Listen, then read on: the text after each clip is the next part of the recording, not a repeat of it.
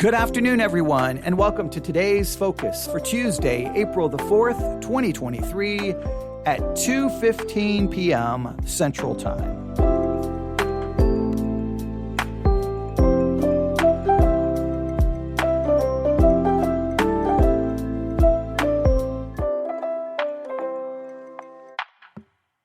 Listen carefully. I want you to listen. Tell me what you hear.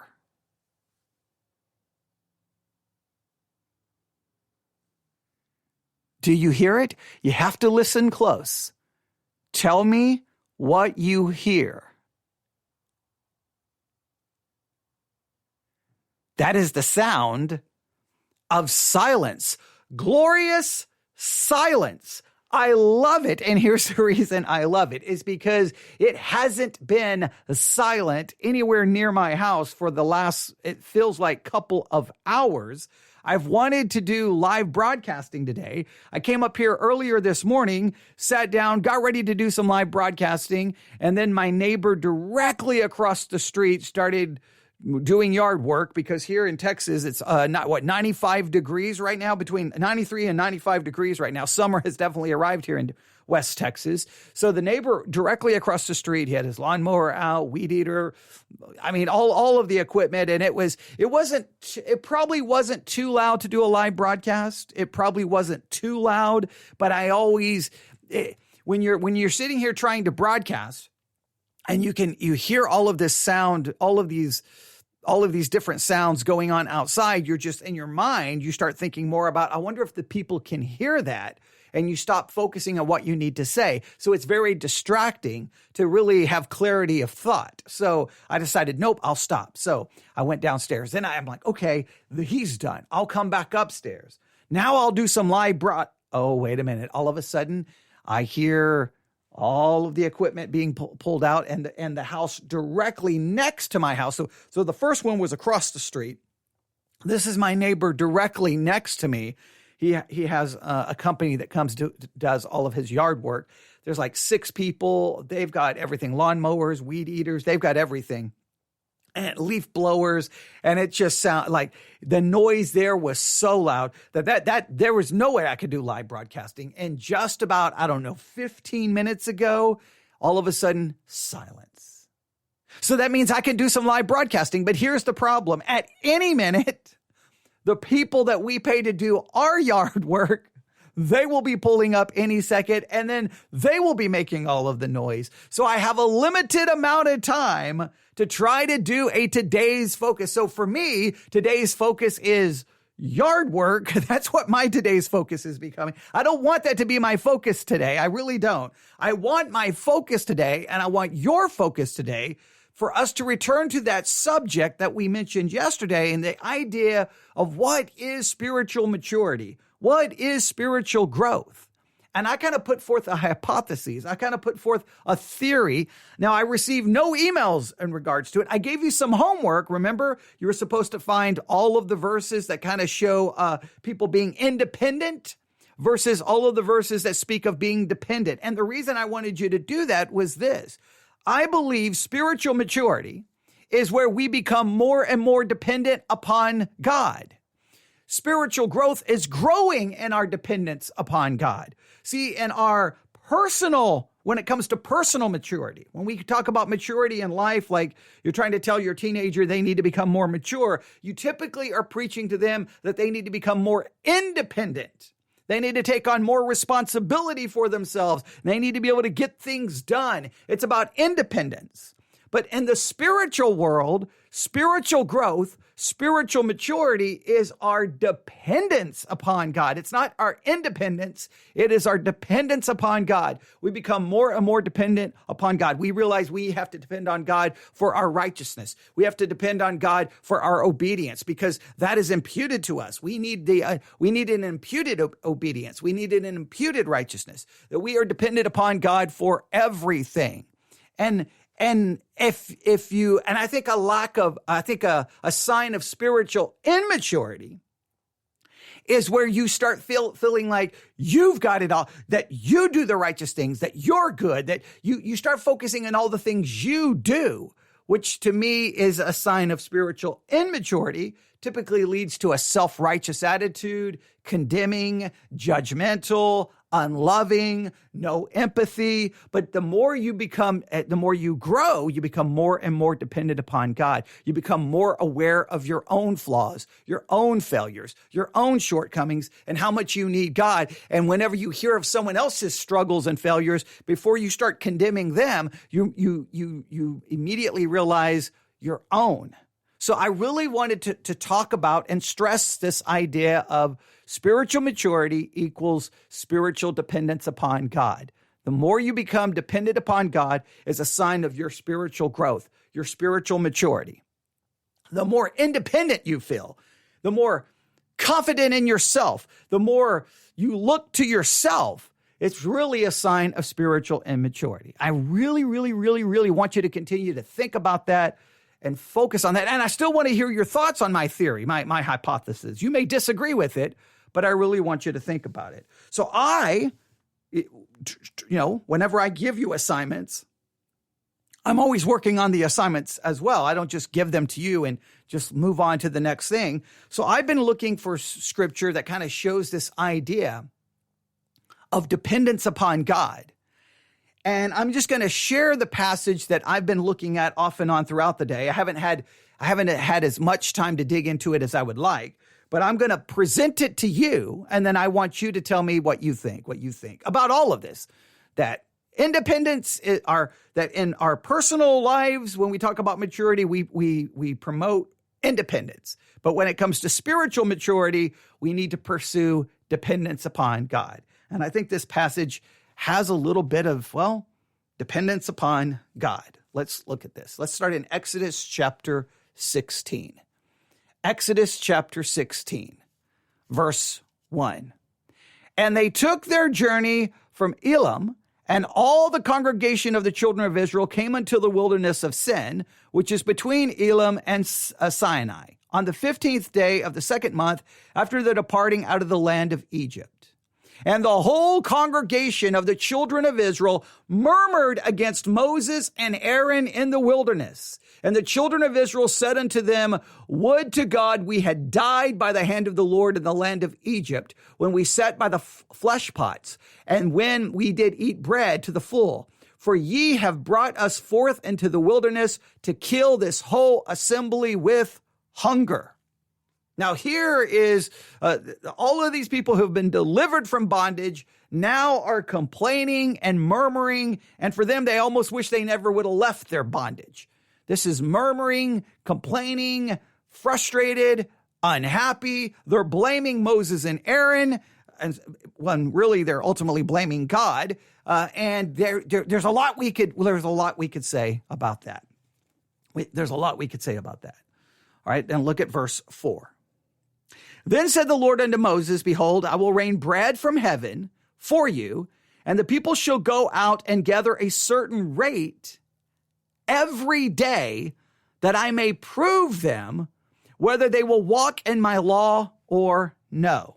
Now he's gonna prove whether they will be obedient or not. Now we know they're not going to be obedient because none of us are ever obedient to God's law perfectly. But I want you to see that they're getting ready to be confronted with something. Are they going to act in a way independent of God's instructions? They're going to take on responsibility for themselves to do it their way, however they want it, or are they going to listen to God and demonstrate their dependence upon Him? Dependence is moving towards spiritual maturity. Independence is moving towards spiritual immaturity. What do you think they're going to do? Well, let's look here, right? And it shall come to pass that on the 6th day they shall prepare that which they bring in, and it shall be twice as much as they gather daily. So every day they're only to gather up a specific amount. Every day they're only to gather up a specific amount. But on the 6th day, they shall prepare that which they bring in, and it shall be twice as much as they gather, because they obviously have to rest on the 7th day, on the Sabbath. All right? Here's what happens. Then, and Moses and Aaron said unto all the children of Israel, this is verse 6, Exodus chapter 16, verse 6. And Moses and Aaron said unto all the children of Israel, at even, then you shall know that the Lord hath brought you out of the land of Egypt, right? And in the morning, then you shall see the glory of the Lord, for he heareth your murmurings against the Lord. And what are we that ye murmur against us?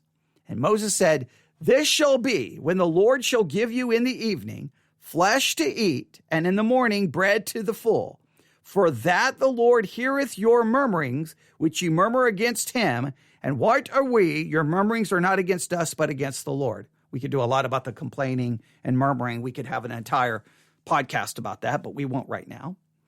And Moses spake unto Aaron, saying unto all the congregation of the children of Israel, come near before the Lord, for he hath heard your murmurings. And it came to pass, as Aaron spake unto the whole congregation of the children of Israel, that they looked beyond towards the wilderness, and behold, the glory of the Lord appeared in the cloud. And the Lord spoke unto Moses, saying, I have heard the murmurings of the children of Israel. Speak unto them, saying, at even you shall eat flesh, and in the morning you shall be filled with bread, and you shall know that I am the Lord your God. And it came to pass that at evening the quail came up and covereth the camp, and in the morning the dew lay round about the host. When the dew that lay were gone up, behold, upon the face of the wilderness there lay a small round thing, as small as the hoarfrost on the ground.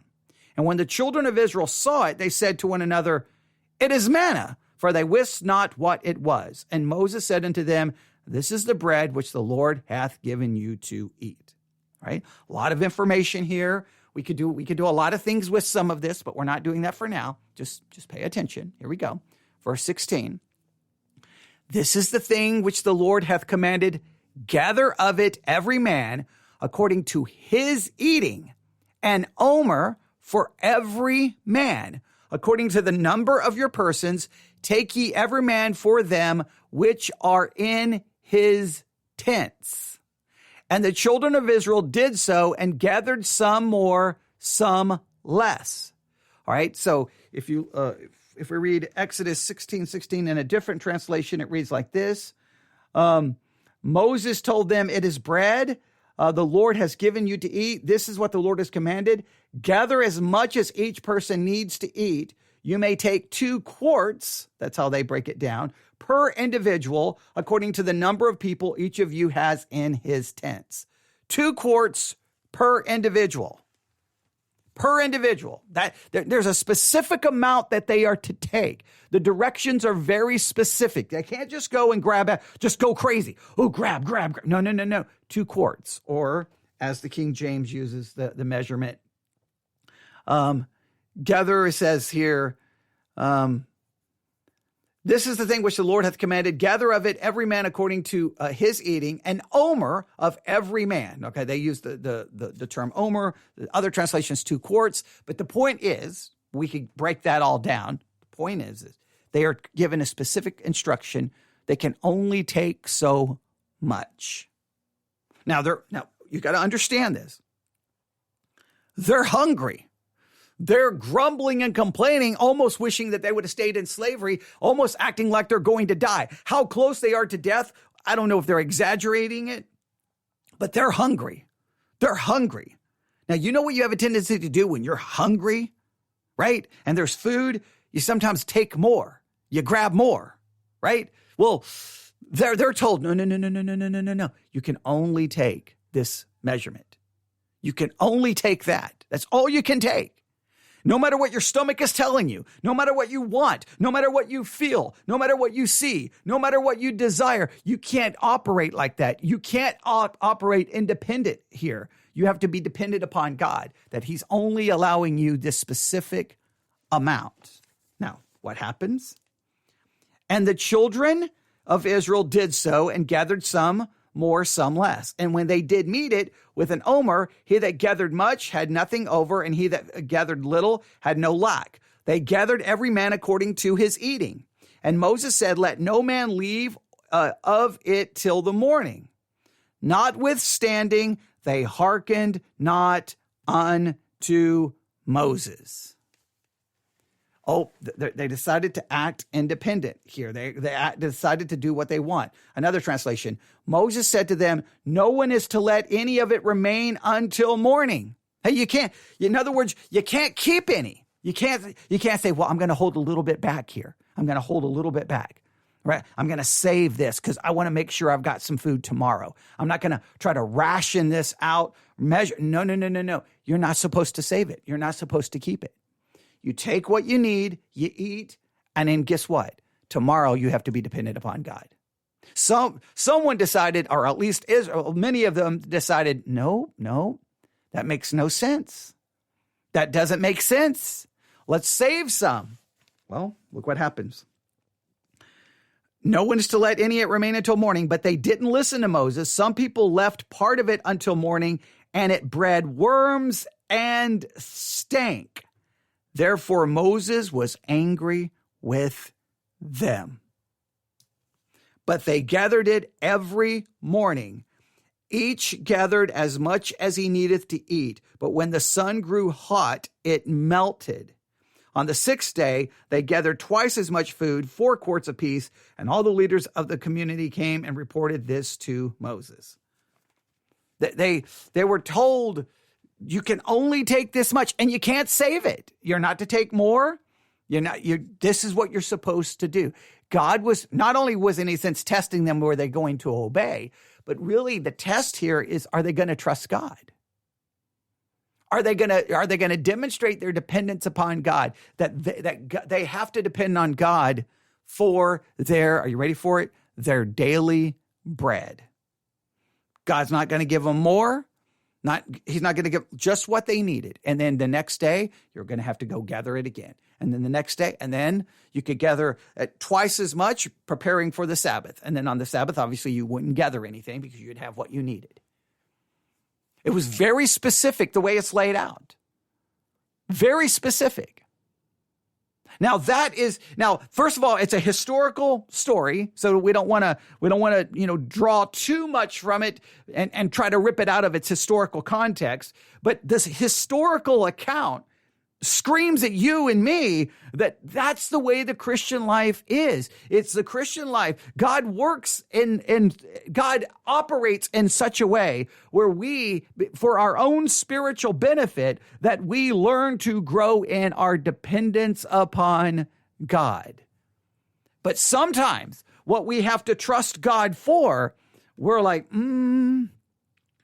you know what? I'm going to do this and I'm going to do this. I'm going to do this and I'm going to do this and I'm going to do this. And sometimes we begin to act in an independent way from God. And that is the opposite of spiritual maturity. He creates this entire situation. God's in charge. He could have just given them all the food they needed. Here you go. Take as much as you want. Do whatever you want. Here's the food. But he doesn't. He literally is like, okay, you're hungry. You're starving. I'm going to provide. But it's going to be in this way. And I'm going to, in a sense, challenge you, test you, demonstrate to you that over and over and over, you want to do things your way. You want to act independent of me. And is that not Israel's problem over and over and over and over and over and over again? God tells them to do this, and they decide to do it in their own way. He tells them not to do this, they decide to do things their own way. And that the never-ending battle of the Christian life is our independence versus our dependence upon God. And you can read what happens here. They reported, he told them, this is what the Lord has said. Tomorrow is the day of complete rest, a holy Sabbath to the Lord. Bake what you want to bake and boil what you want to boil, and set aside everything left over to be kept until morning. See, that it would keep. Then it would keep. And then look at what he says, verse 24. So they set it aside until morning, as Moses commanded, and it didn't stink or have maggots in it. Eat it today, Moses said, because today is a Sabbath of the Lord. Today you won't find any in the field. For 6 days you will gather it, but on the seventh day, the Sabbath, there will be none. See, God doesn't provide any on the seventh because he's laid it out, that it requires every single day, a dependence upon God. He maps it all out. This, to me, Exodus 16, is a chapter that kind of demonstrates the principle I'm trying to get across, is that God sets it up even for Israel. We're going to find out, are you going to operate independently of me? They could have tried to do it their own way. They were going to end up with food with worms in it and maggots in it, depending on your translation. It was going to end up being disgusting, and it was going to stink because they acted on their own independent way. God's like, no, be dependent upon me. You got to trust me. But I'm starving. Yep, just make sure you got some food for now, and tomorrow it'll show back up again. But what if it doesn't show up tomorrow? What if it doesn't appear tomorrow? I'm going to be starving. Maybe I should save some. See, acting independent of God. I want you today, just spend a little time in Exodus 16. I know I had to read through a lot of that quickly. Remember, I'm worried about the yard guy showing up here and messing up this entire broadcast.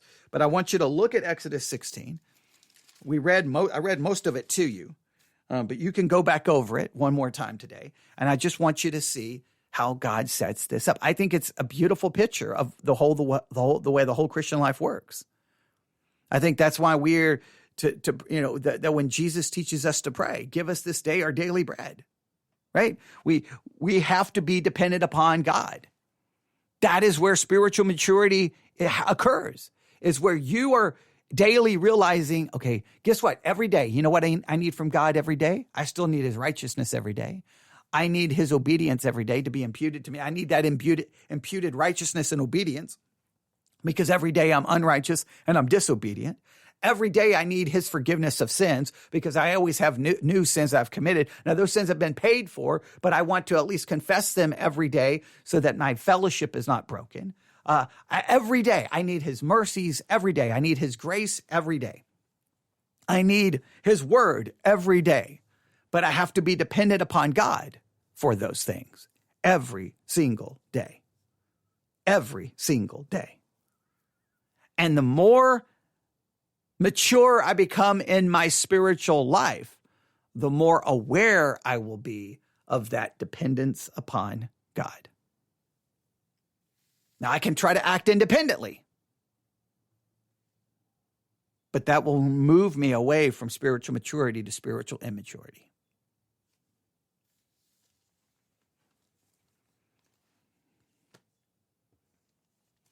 Oh, I want to say more. But remember, these are only supposed to be 15 minutes long anyway, so I want you to think about that today. I really, really, really, really hope that someone out there this week will really give this some serious thought. I really do, because I think that I'm not saying that we have completely, I think we're offering a unique perspective on spiritual maturity. I do. I believe we're offering a unique perspective, acknowledging how in personal maturity we promote independence, and spiritual maturity, I'm trying to give you a different outlook, a different understanding of what exactly that is. And so I think Exodus 16, I'm not saying it perfectly proves my hypothesis, but it clearly shows that when it comes to the life of Israel, after they've been delivered from bondage, he puts them in a situation where it's like, are you going to trust me daily? Or are you going to act independently and come up with your own plan and your own agenda and your own strategy and your own concepts? Or are you just going to rely on me that each day the food's going to be there and you can't gather more? You can't save it.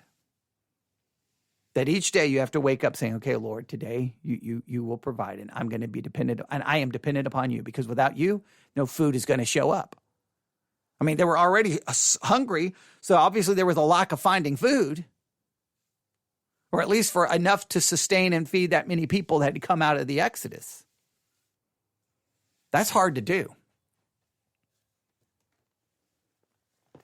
newsif@yahoo.com. newsif@yahoo.com. That's newsif@yahoo.com. That is your today's focus. I hope that you'll give that some serious thought, and I'd love to get your perspective. That is your today's focus for Tuesday, April the 4th, 2023.